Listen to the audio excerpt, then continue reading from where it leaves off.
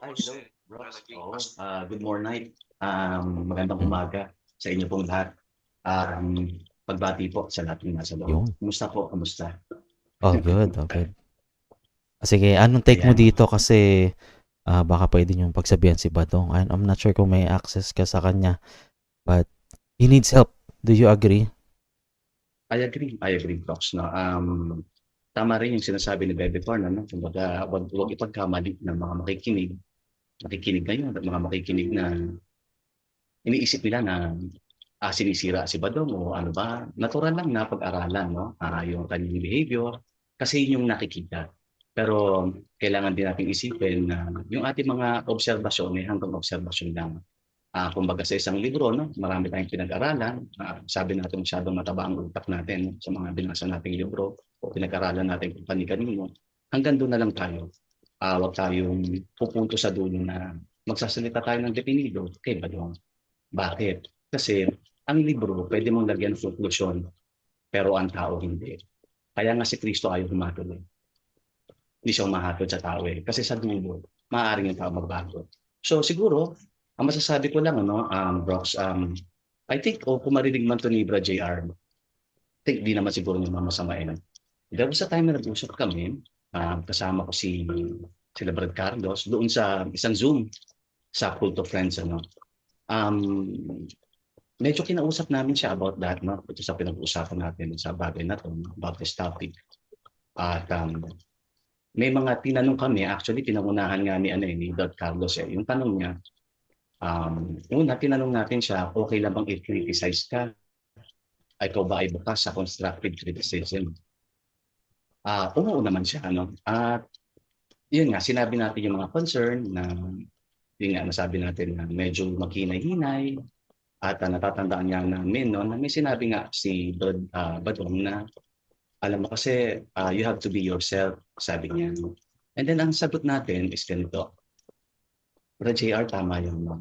You have to be yourself, but you have to choose which version of yourself. Is it the good version or the bad version? Piliin mo yung mabuti.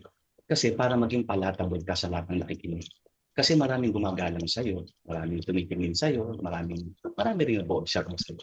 So kailangan din nating maging mindful no, sa ating mga binibitawang salita. At kung nag-uusap naman kami, Brox, no, in fairness no, kay the JR Badong, I'm not siding up with him, Brox, kumbaga, in fairness lang sa kanya.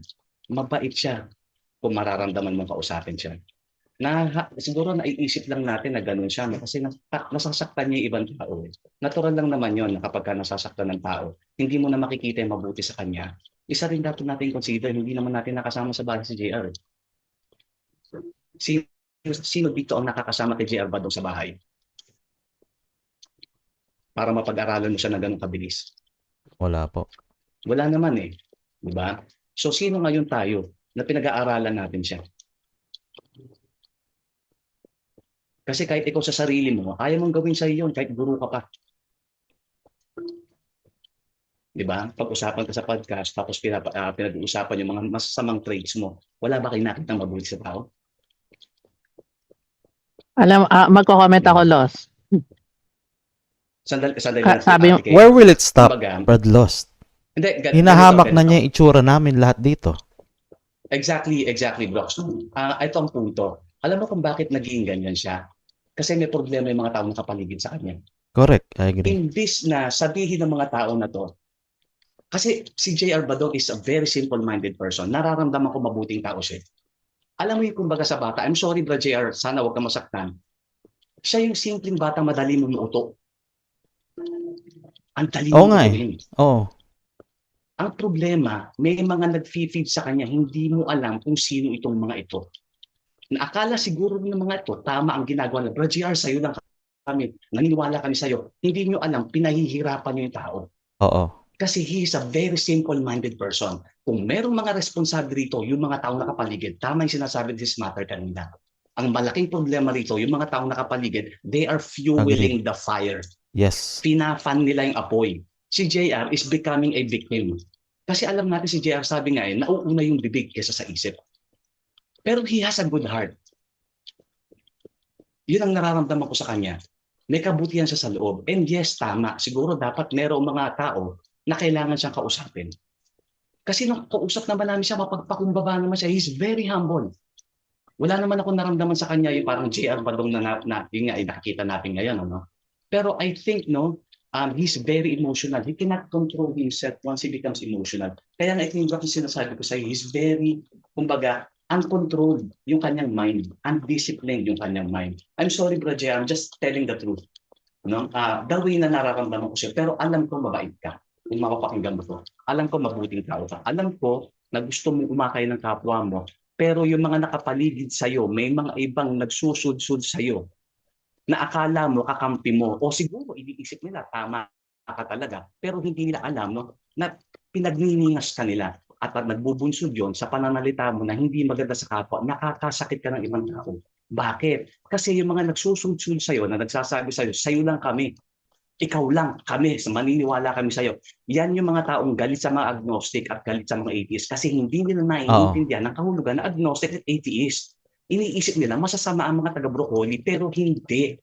Huwag kang makinig sa mga yan.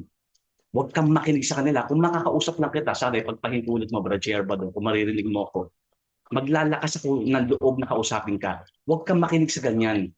Kasi sila, nagtatangi sila. Ang iniisip lang nila, Kristiyano ang maliligtas. Kaya yung babalik na ako sa tanong mo kanina, Brox, ano? Kung alam mo talaga na nakalabas ka na sa MCGI, tama si Ate Pech. Kung alam mo talaga na labas ka sa MCGI, di mo nasasampiting ex-MCGI ka. Ang sasabihin mo, lahat tayo pare-pareho. Lahat tayo pantay-pantay. Lahat tayo nabubuhay sa pag-ibig. Hindi ako hahatol.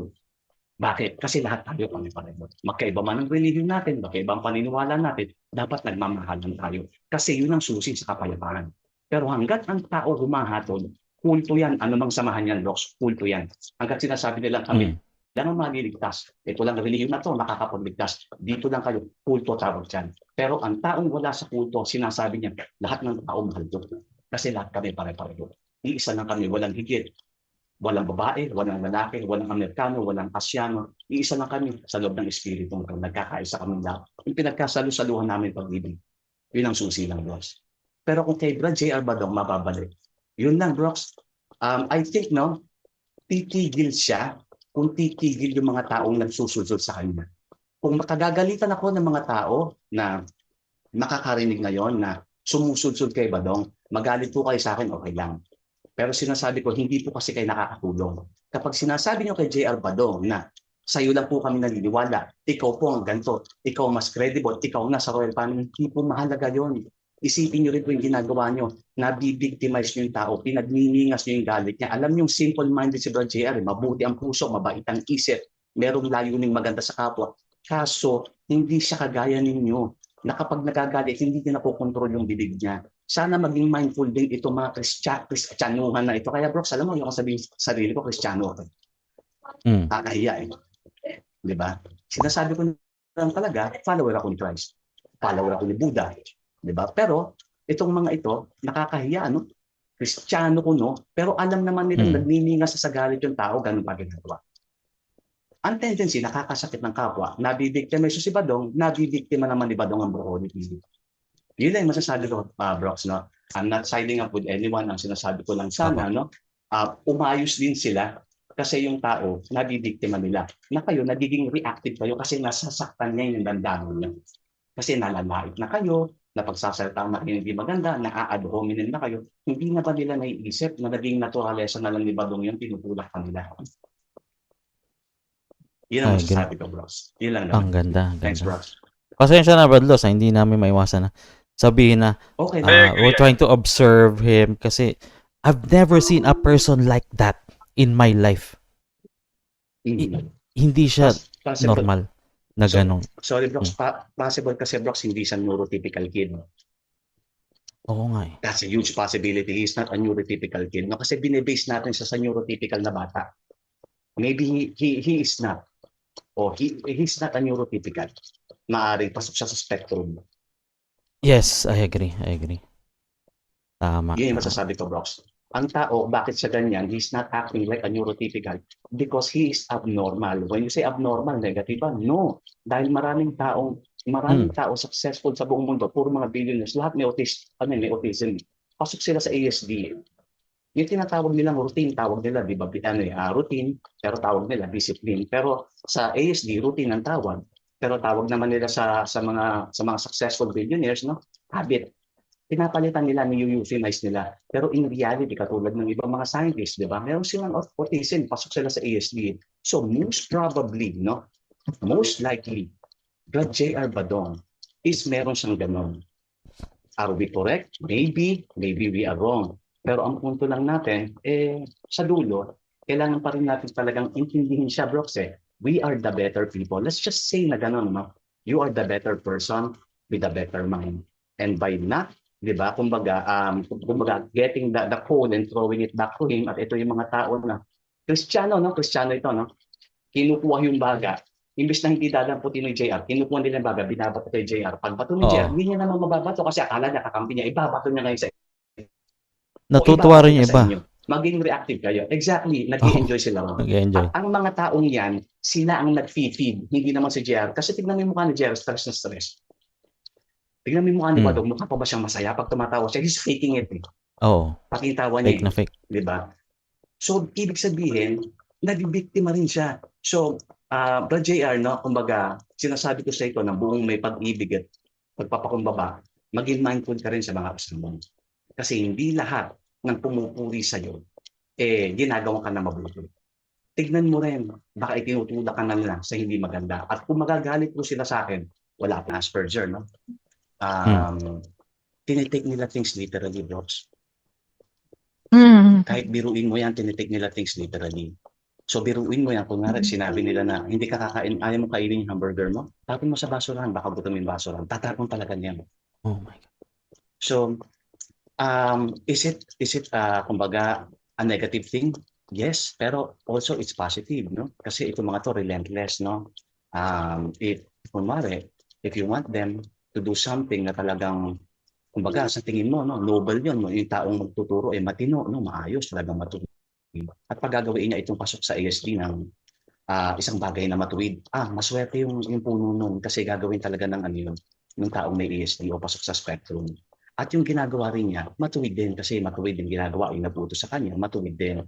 Pero ito yung sinasabi natin, Brox, kung makikinig si kapatid na JR, at sinasabi ko ito na may buong pag-ibig kay Brad JR, kasi nararamdaman ko, Brox, mabait siya. Mabuting tao siya. Meron siyang layuning mabuti para sa kapwa. Ang pakikiusapan ko, Brox, hindi siya. Hindi na lang siya. Yung mga taong nakapaligid sa kanya. Mag-isip naman po tayo. Huwag naman po nating gawin ito kay JR Badong. Tignan din natin yung tao. Kasi nakikita naman natin nahihirapan na rin siya. Meron siyang mga pinaghirapan sa buhay. Mahirap ang naging sitwasyon niya sa royal family. Tayo, hanggang kwento, napapakinggan natin yung kwento. Hanggang empathy na lang tayo Hanggang iniisip na lang natin, ano kaya yung maramdaman mong ganito kung paano siya inapit. Hindi natin alam yun Pero pinipilit lang natin intindihin pag iniisip natin, somehow na nararamdaman natin, pero iba yung naka-experience. So, yun siya Siguro talagang yun nangyari sa kanya, no? Pero ang punto lang natin dito, no? Kaya siguro ganun na lang din siya, no? Ganun siya kaningas. Pero baka sakali, yung kanya pagiging simple-minded, not in a negative way na sinasabi ko, Brox, no? I think he's a simple-minded guy, no? Na talagang, alam mo yung parang mabait na tao talaga. Parang ganon. Mabuting tao na mayroong gustong gawing mabuti sa kapwa dahil may pag-ibig sa kapwa. Ang pamamandikan ko, ako, kahit magalit sila sa akin, no? I hope, no, hindi natin isipin na parang hero complex, no? Hindi ganun yung layon ko, pero siguro most probably may nag-iisip na ganun, no, sa mga ibang makakarinig. Pero hindi ganun ang layon ko, bros. Ang pakiusap ko lang, kung magalit sila sa akin, yung mga supporter niya, mag-isip naman po tayo. Kasi sa labis yung pagsuporta kay Badong at hindi siya chine-check and balance, naging agresibo siya kahit sa kanyang pananalita. Nauuna yung kanyang bibig kaysa sa puso niya. Kaya siya nakakapanlait ng kapwa. Alam ko, kung ako lang tatanungin, alam ko hindi gustong gawin yun at hindi gustong sabihin ni JR Badong yun. Pero possibility, Brox, he's not a neurotypical. At Agree. ganon din ako, Brox. At ganon din ako. Hindi ako neurotypical, Brox. Oo. Pansin nga namin din. But he has to stop Hindi, ad hominems. Badong, tigilan mo exactly. yan. It's not good.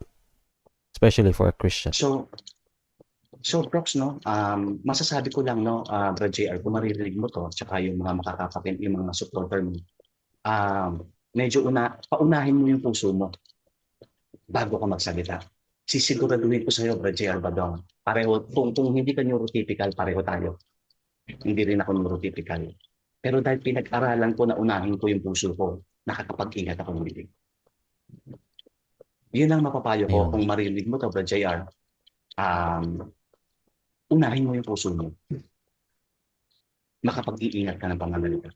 Kung tayo, Bible believer, sinabi rin naman ni Solomon yan, diba? Ang taong nag-iingat ng kanyang puso, makapag-iingat po ng kanyang bibig. Yung nag-iingat ng bibig, makakapag-ingat ng kanyang mga paggawa. So, huwag na natin paabutin pa sa ganun. Unahin mo yung puso mo, nakakapag-ingat ka ng pangangalita mo. At sa mga supporter po ni JR Badong, unahin niyo rin po yung puso niyo bago niyo po siya baka naging labis yung inyong pagsuporta at hindi po nakakaganda sa kanya. I'm saying this, no, na may kasamang pag-ibig at pagmamahal. Hindi lang kay Brad JR, Brox, no, hindi lang sa mga supporters, kundi sa buong Broccoli TV and Friends. Kasi ako din, no, nalulungkot din ako sa nangyayari. Nasasaktan din ako kapag kami pinagsasalitaan sa isa sa mga nasa Broccoli ng hindi maganda ng nilalait, inahatulan, sinasaktan ng damdamin. Kasi di naman yung gawain ng mga taong Kristiyano, Brox, kaya nga nakakalungkot na bakit nagsasabi tayong Kristiyano pero parang ang dali lang sa atin na sabihin na masamang tao sila. So, bakit ko nasasabi? Kasi nakasalamuha ko na kayo Nararamdaman ko rin naman kayo na mabubuting tao kayo. So, yun lang yung pakiusap ko. Sana, unahin din, hindi lang ni Brad JR Badong, pati lalo na yung mga nakasuporta sa'yo, maging mindful ka din.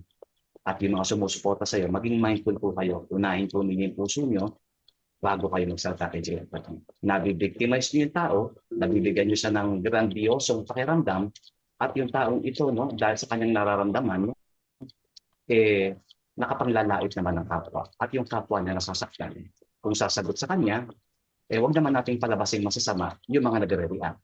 Dahil baka hindi natin napapansin, ang pinagmumulan din naman pala ay kayo. Siya sa atin niya rin po yung sarili niya, ubus naman ng Diyos yan. Yan, Brox. Thank you, Sis Matter. Thanks, Brox. Ayun, sige po. Yung unang tanong, ako po tatanungin nyo, no? Sagot ko po, tama po yung ginawa nyo. Bakit?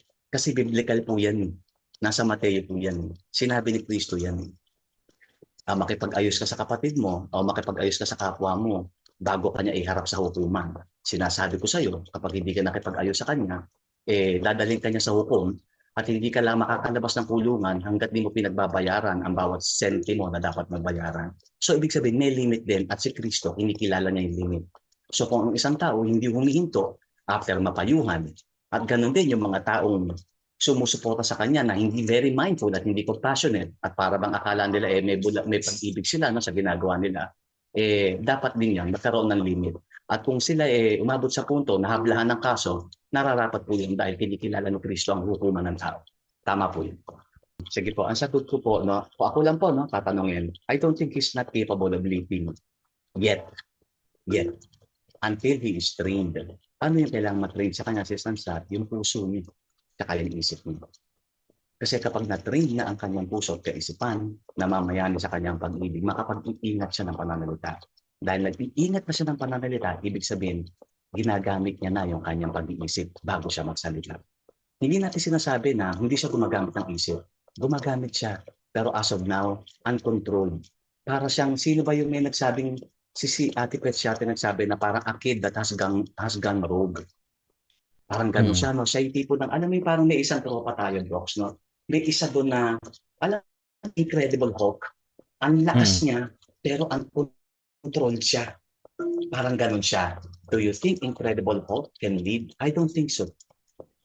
Not yet until he becomes trained in his heart so he can control his mind. Ganon din yung kanya magsasabihin. So kung ako tatanungin mo si Sansat, I don't think he's capable yet of leading. I think he should be led and be trained until he becomes qualified to become a leader. Yun ang masasabi ko. Kumbaga, may buong respeto, paggalang at pagmamahal kay Bro JR Badong. Kung ako lang ang tatanungin, Bro JR, siguro, no, mas kakailanganin mo ng taong kasama mo na mag-lead sa'yo. I think andyan naman si Bro CJ Perez na para mag-guide sa'yo. Kailangan mo ng, kumbaga, hindi sa edad, no? Pero sa espiritu, mas matanda sa'yo.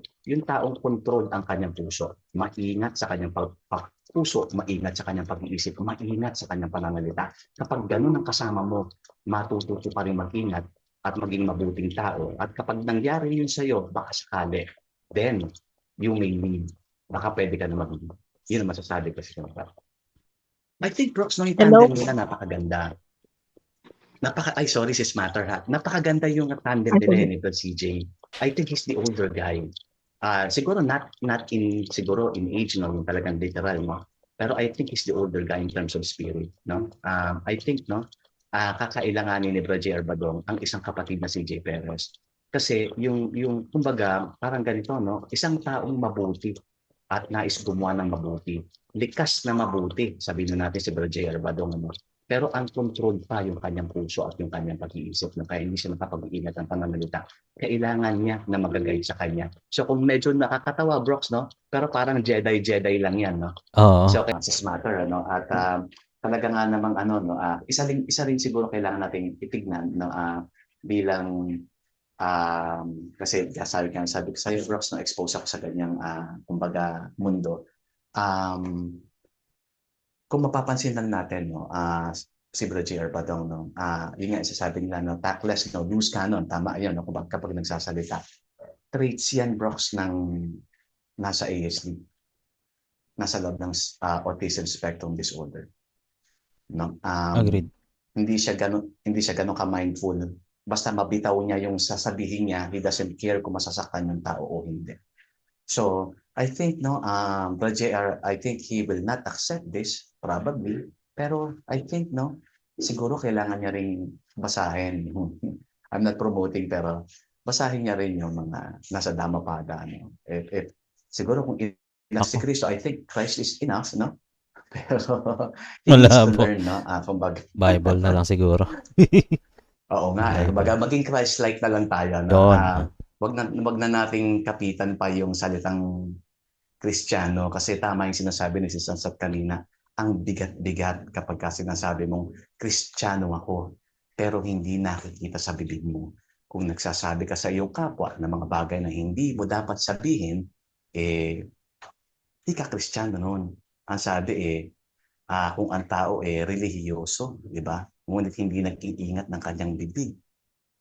Ang relihiyon ng taong ito, walang kabuluhan. Mm-hmm. So kung isa-substitute natin, Brooks, no, gaya ng pinag-aralan natin dati, kung ang tao ay nagsasabi na siya'y sumasamba sa Diyos, ngunit hindi nag-iingat ng kanyang bibig, ang pagsamba ng taong ito ay walang kabuluhan.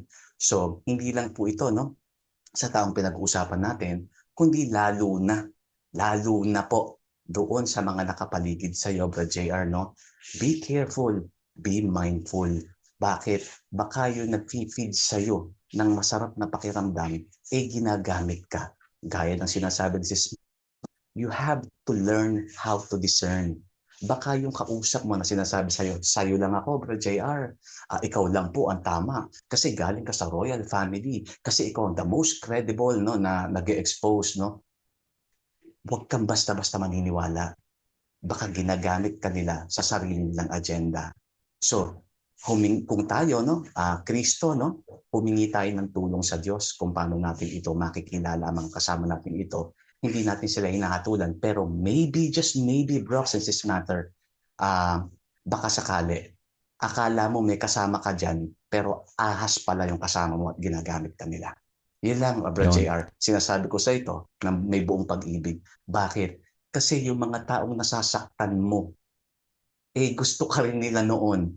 Ang nangyari lang, no, they tend not to like you now because of your words. Na possibility, no, nasasabi mo, nauuna ang bibig bago ang puso. Kasi kapag ka nauuna ang puso, nauuna ang pag-ibig. Mag-iingat ka ng iyong pananalita. At kung umiibig ka sa Diyos at pinahahalagahan mo ang pagsamba mo sa Diyos, hindi ka magsasabi o manlalait ng iyong kapwa. Kung tayo Kristiyano, kung sinasabi ko ito ngayon, Brox, sinasabi natin ito, kung kagagalitan nila ako, Brox, sa sinasabi ko ngayon, hindi sila tunay na Kristiyano. Mm. Pero kung tatanggapin nila sa sarili nila, tama yon, may punto yon kasi biblical yon. Kristiyano kayo kung tatanggapin nyo. Pero kung magagalit po kayo sa akin at magagalit po kayo sa amin, hindi po kayo Kristiyano. Pinatunayan nyo lang ang sarili nyo na mga hindi kayo Kristiyano. Ilang Brox, thank you, salamat.